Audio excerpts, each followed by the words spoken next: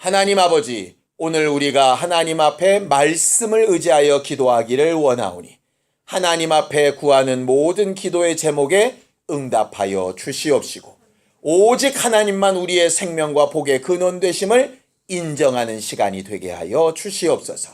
믿음으로 헌금한 손길들 위에 복을 주셔서 저들이 하나님의 말씀에 순종한 만큼 함께하여 주시옵시고 회개한 만큼 저들과 함께 역사하여 주시옵소서. 예수님의 이름으로 기도하였습니다. 아멘. 하나님의 말씀은 말라기서 2장 1절에서 9절까지 말씀을 함께 같이 합독하겠습니다.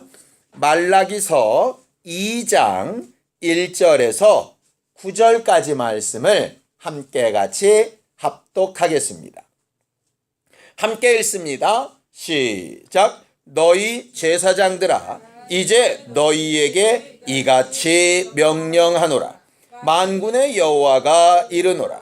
너희가 만일 듣지 아니하며 마음에 두지 아니하여 내 이름을 영화롭게 하지 아니하면 내가 너희에게 저주를 내려 너희의 복을 저주하리라. 내가 이미 저주하였나니 이는 너희가 그것을 마음에 두지 아니하였음이라. 보라, 내가 너희의 자손을 꾸짖을 것이요 똥 곧 너희 절기의 희생의 똥을 너희 얼굴에 바를 것이라. 너희가 그것과 함께 제하여 버림을 당하리라. 만군의 여호와가 이르노라. 내가 이 명령을 너희에게 내린 것은 레위와 세운 나의 언약이 항상 있게 하려 함인 줄을 너희가 알리라. 레위와 세운 나의 언약은 생명과 평강의 언약이라. 내가 이것을 그에게 준 것은 그로 경외하게 하려 함이라. 그가 나를 경외하고 내 이름을 두려워하였으며 그의 입에는 진리의 법이 있었고 그의 입술에는 불의함이 없었으며 그가 화평함과 정직함으로 나와 동행하며 많은 사람을 돌이켜 죄악에서 떠나게 하였느니라. 제사장의 입술은 지식을 지켜야 하겠고 사람들은 그의 입에서 율법을 구하게 되어야 할 것이니 제사장은 만군의 여호와의 사자가 됨이거늘 너희는 옳은 길에서 떠나 많은 사람을 율법에 거스르게 하는도다. 나 만군의 여호와가 이르노라. 너희가 레위의 언약을 깨뜨렸느니라. 너희가 내 길을 지키지 아니하고 율법을 행할 때 사람에게 치우치게 하였으므로 나도 너희로 하여금 모든 백성 앞에서 멸시와 천대를 당하게 하였느니라 하시니라. 아멘. 우리는 지난주부터 구약의 마지막 책인 말라기를 읽고 있죠. 말라기에는 총 6가지 질문에 대한 하나님의 답이 기록되어 있다라고 말씀을 드렸었습니다. 그래서 지난주에 봤던 것이 첫 번째 질문이었습니다. 하나님이 우리를 사랑한다고 하는데 도대체 뭐가 사랑하는 겁니까? 라고 이렇게 물었죠. 그들은 자기들이 원하는 것이 이루어지는 게 사랑이라고 생각했는데 하나님께서 그들을 택하신 것, 그들의 죄를 참아주신 것, 그럼에도 불구하고 돌이켜 회복될 수 있는 기회를 주신 것, 그것이 그들을 사랑하신 모습이었다라고 분명히 가르쳐 주셨습니다. 오늘은 두 번째 질문입니다. 어떤 것이 질문이냐? 1장 6절을 좀 읽어보겠습니다. 말라기서 1장 6절입니다. 함께 읽죠. 시작. 내 이름을 멸시하는 제사장들아, 나 만군의 여호와가 너희에게 이르기를 아들은 그 아버지를 종은 그 주인을 공경하나니 내가 아버지일진데 나를 공경함이 어디 있느냐? 내가 주인일진데 나를 두려워함이 어디 있느냐 하나 너희는 이르기를 우리가 어떻게 주의 이름을 멸시하였나이까 하는도다. 이렇게 되어 있어요. 하나님이 나는 너희를 이렇게 사랑하였다라고 말씀하시고 나서 나의 사랑을 받은 너희는 그런데 나를 멸시했다. 나를 하찮게 여겼다. 이렇게 얘기하신 거예요. 그랬더니 이스라엘 백성들, 그 중에서도 특별히 제사장들이 질문하는 겁니다. 우리가 언제 어떻게 하나님을 멸시했습니까? 이렇게 얘기하는 거죠. 이 말은 뭡니까? 멸시했다는 거예요? 안 했다는 얘기예요? 안 했다는 얘기예요. 이들은 왜 안 했다고 생각할까? 당연하죠. 스룹바벨 성전을 열심히 헌신해서 지었어요. 성전을 안 지었다면 주를 멸시한 게 맞는데 우리는 성전 지었습니다 하는 거죠. 절기를 안 지켰다면 모르는데 우리는 절기를 지키고 있습니다. 안식일을 지키고 있고요. 율법을 배우고 있고요. 율법에 명령한 대로 절차를 따라서 제사를 잘 드리고 있습니다. 11조도 드리고 있고 헌물도 드리고 있습니다. 우리가 못한 게 뭐요? 이렇게 얘기하는 거예요. 우리로 따지면 이런 겁니다. 내가 예배도 왔고 기도회도 왔고 셀 모임도 했고 선교회 모임도 했고 주방 봉사도 했고 차량 봉사도 했고 다 했는데 내가 하나님을 언제 어떻게 무시했다고 얘기하는 겁니까? 이렇게 얘기하는 거죠.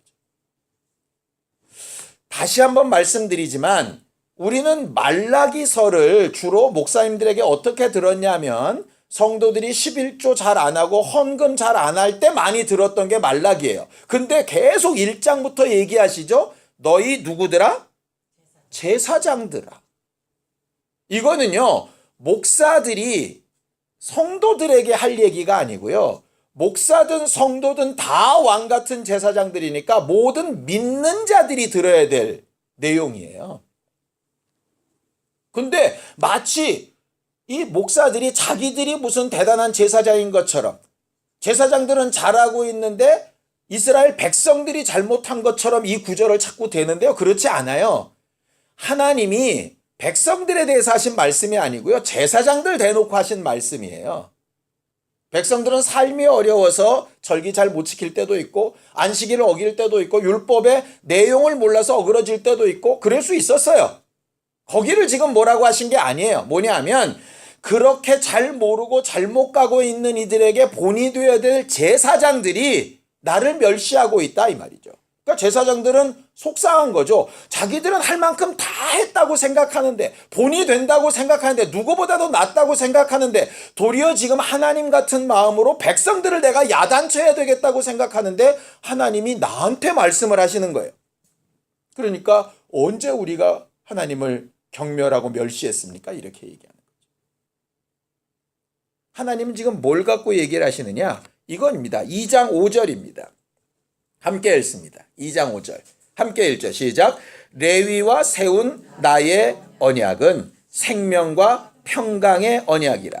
내가 이것을 그에게 준 것은 그로 경외하게 하려 함이라. 그가 나를 경외하고 내 이름을 두려워하였다 그랬어요. 이게 무슨 얘기냐? 이런 겁니다.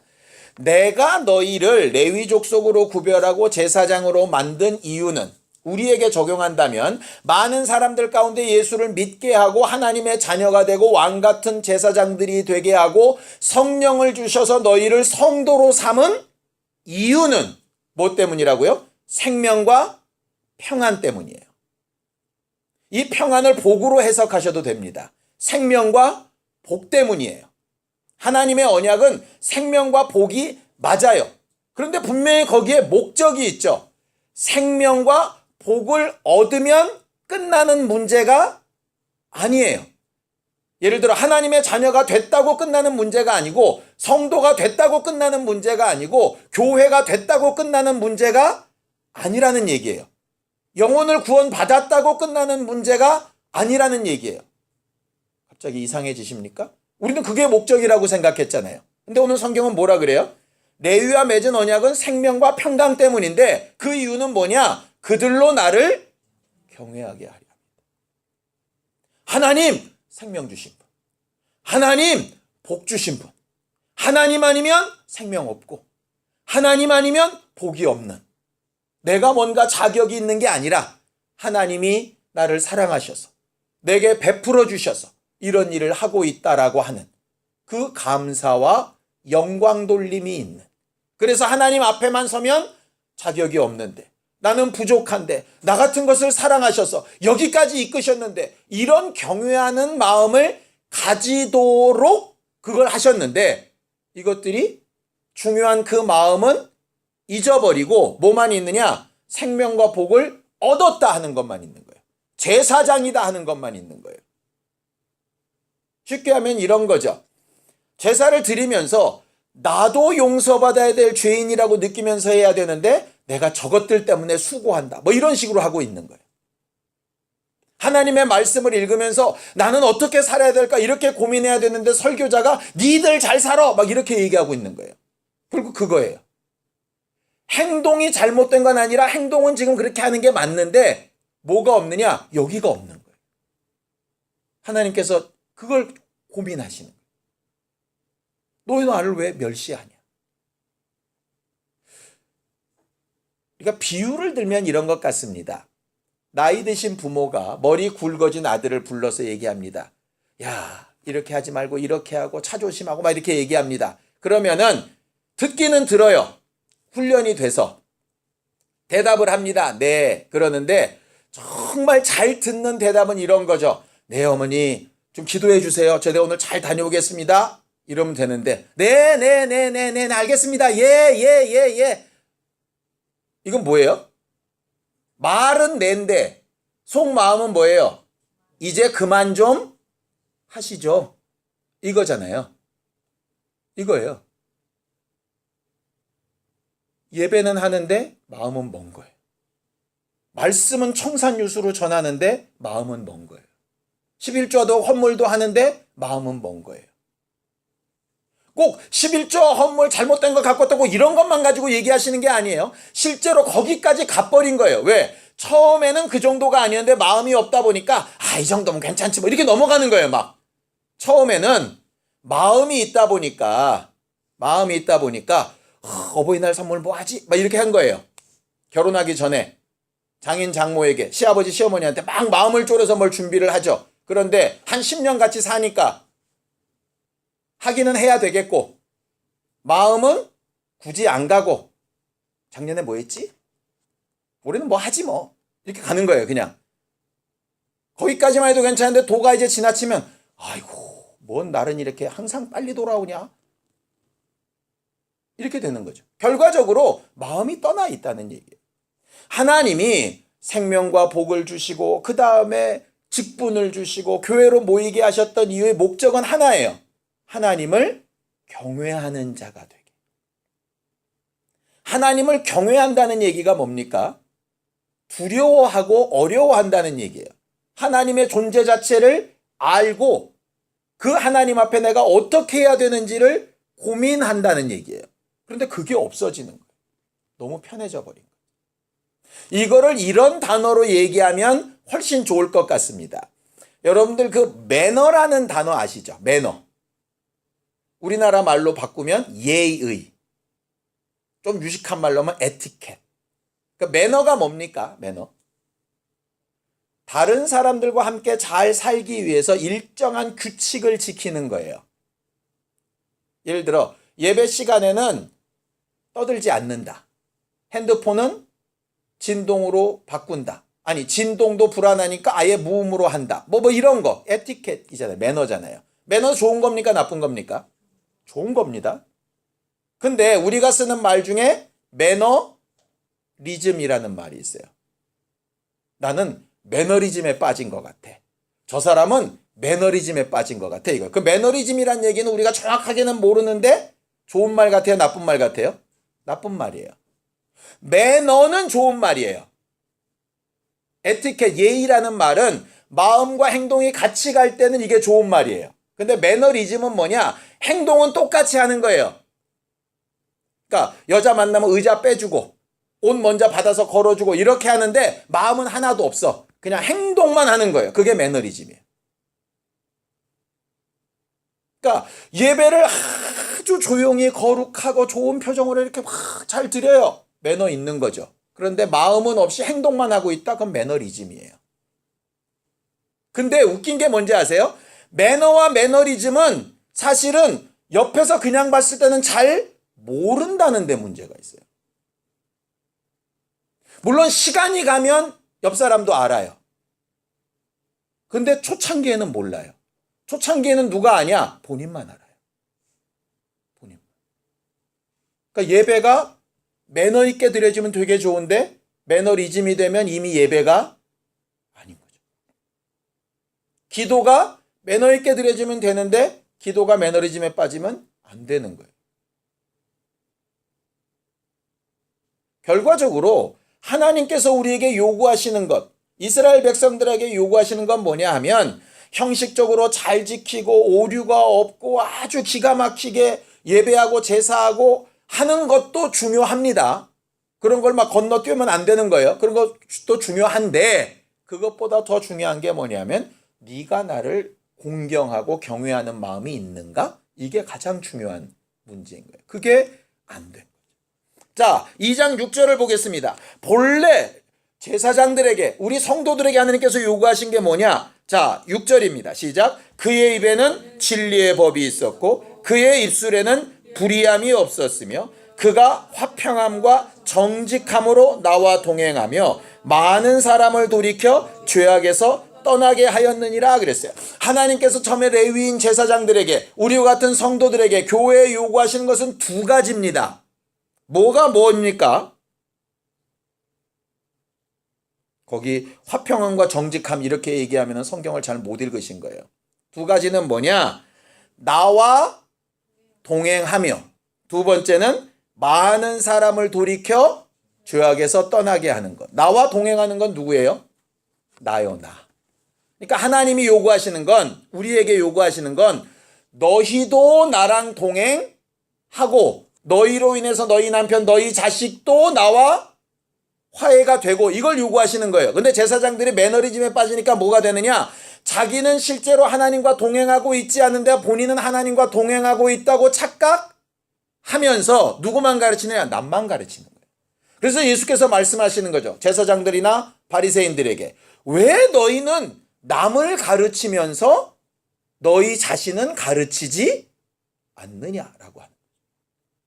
설교자가 남에게는 설교하면서 왜 너는 그 설교를 듣지 않느냐는 거. 뒤에 보면 11조 얘기 나오는데요. 그 11조에는 백성들이 11조 안 했다 얘기가 아니에요. 너는 백성들한테 11조를 강조하면서 제사장인 너는 왜 11조 안 하냐 이 말이에요. 너는 왜 열외로 생각하냐 이 말이에요. 하나님이 얘기하시는 게 그거예요. 하나님은 우리를 통해서 하시는 하나님의 일도 참 중요한데요. 더 중요한 건 그 일보다 우리예요, 우리. 내가 어떻게 해서 좋은 결과를 내는 것도 참 중요한데요. 그것보다 더 중요한 건 그 과정 가운데서 내가 하나님과 어떻게 하냐를 더 중요하게 생각하신다고.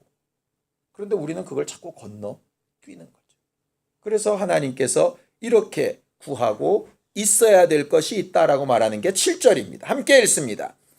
제사장의 입술, 성도의 입술은 뭐가 있어야 되느냐? 7절 함께 읽죠. 시작. 제사장의 입술은 지식을 지켜야 하겠고 사람들은 그의 입에서 율법을 구하게 되어야 할 것이니 제사장은 만군의 여호와의 사자가 되어야 한다.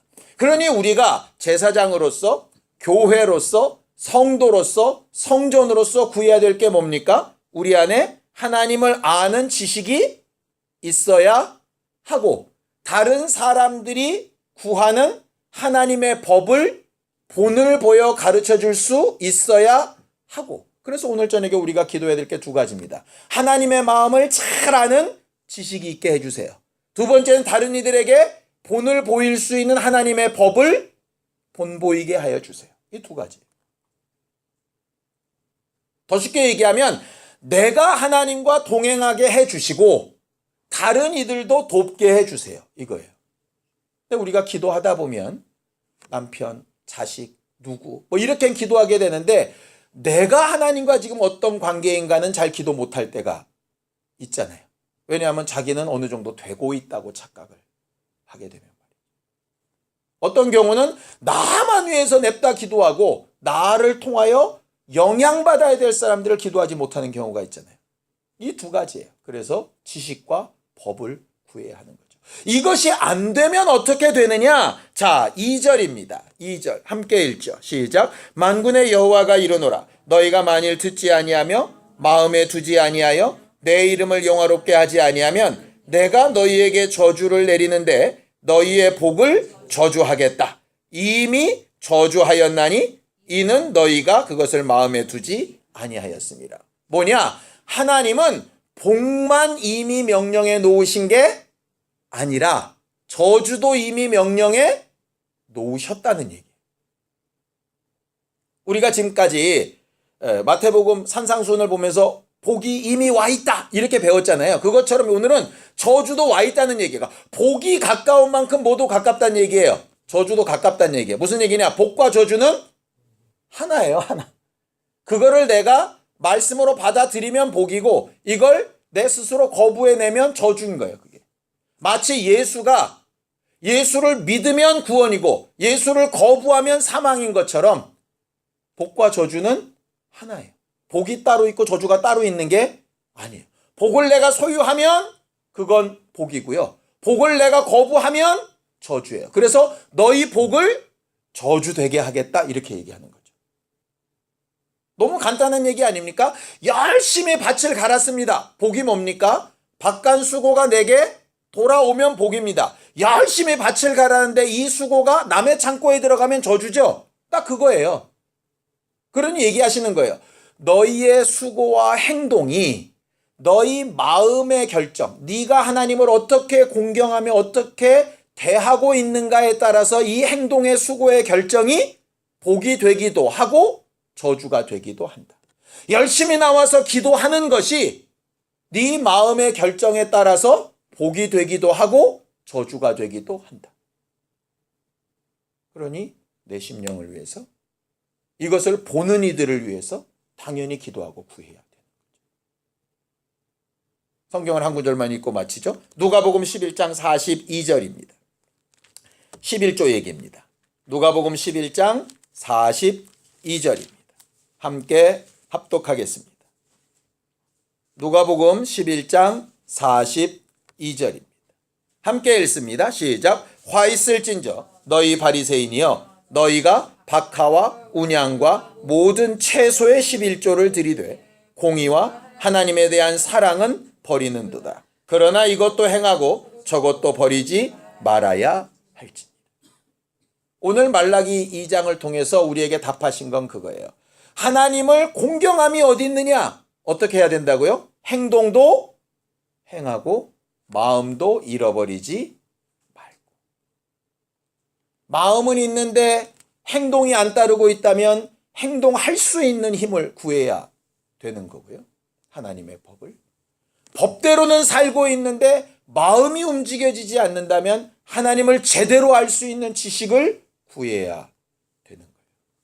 하나님 지식과 하나님을 섬기는 법에 대해서 함께 구하고 완벽하게 연합되어지는 것. 이게 우리가 해야 될 일이에요.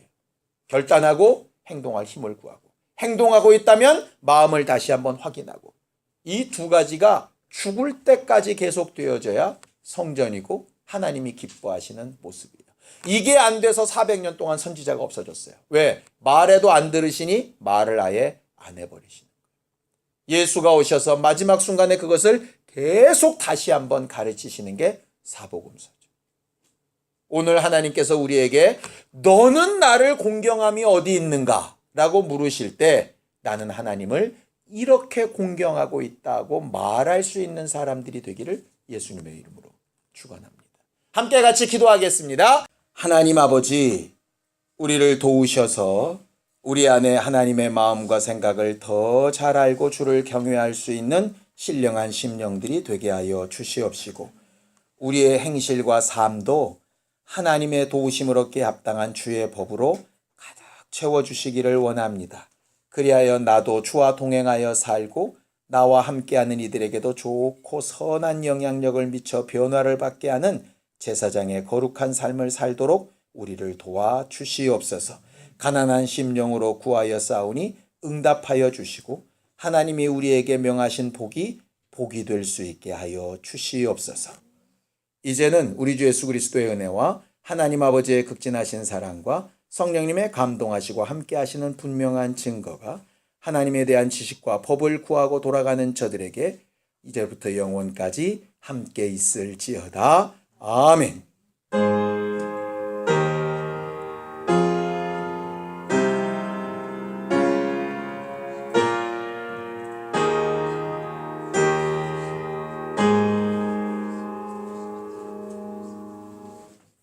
우리 기도 들으신 하나님 앞에 감사한 덕 끝내겠습니다. 수고하셨습니다. 감사합니다.